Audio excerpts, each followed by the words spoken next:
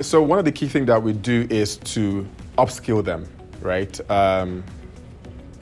How we do that is before you get onboarded on our platform, you go through a compulsory soft skill training.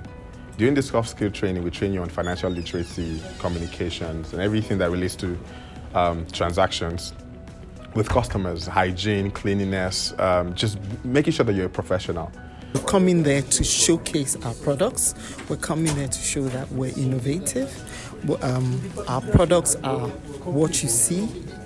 In the picture is what you use. We need to change people's minds, yeah? So we need to change how people think about training. We need to change the mindsets of the trainers, of how they involve trainees into training. We need to change the managers' mindsets of how they manage training centers.